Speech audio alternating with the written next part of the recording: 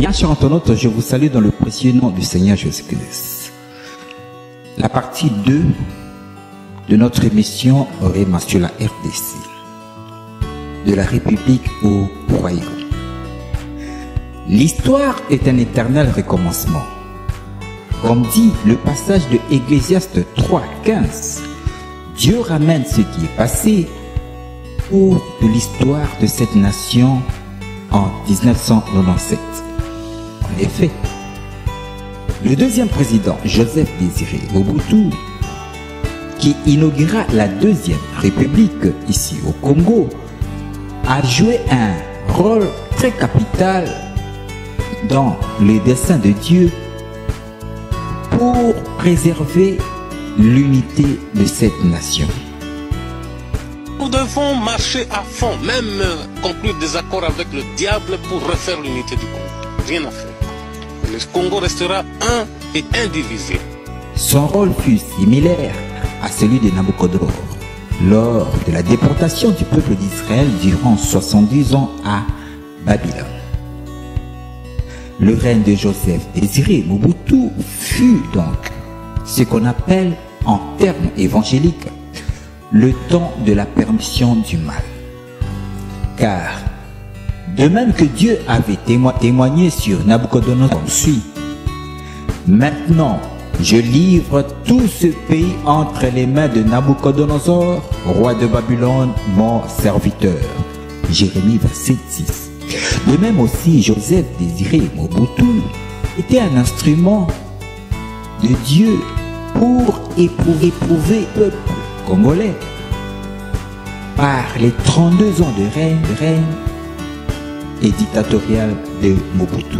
Suffit donc une pédagogie de Dieu à la manière de l'or qu'on doit éprouver dans la fournaise du feu ardent pour ressortir toute la splendeur éblouissante de son éclat. Si le peuple congolais devait souffrir pour se préparer à venir face d'honneur un réceptacle du royaume de Dieu ici sur la terre. Une fois que ce temps de la permission du mal fut accompli, il y a donc un libérateur pour mettre fin à cette emprise. La mutation du Congo de la République au royaume se fera exactement comme avait prédit jadis le prophète Simon Kimbangu par une révolution spirituelle. L'histoire nous enseigne la RDC a connu une seule révolution qui par Laurent Désiré Kabila, affectueusement appelé Nzé, c'est-à-dire le vieux sage.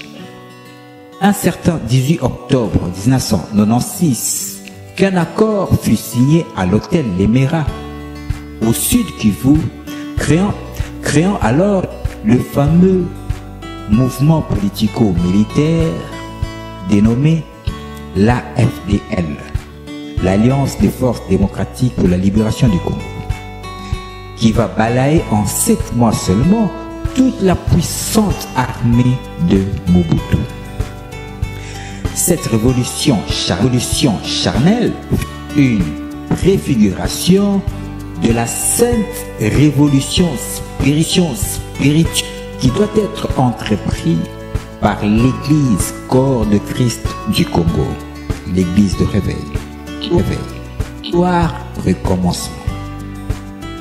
Le 18 octobre 1996 fut le début de la révolution charnelle. Tout porte à croire que le 18 octobre 2024 marquera peut-être le début d'un mouvement de réveil spirituel d'une non pas charnelle, mais au contraire spirituelle.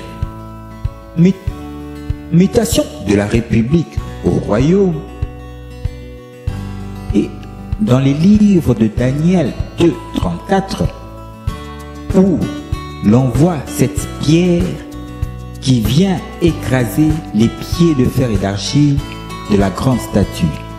Ce mouvement de la pierre qui se détache de la montagne sans le secours d'aucune main représente donc cette révolution spirituelle qui doit partir des églises de réveil du Congo pour venir imposer une institutionnalisation de la théocratie de Christ par l'aboutissement de cette révolution spirituelle qui convergera au sacre de Jésus-Christ comme le roi, Seigneur et Sauveur de la nation congolaise.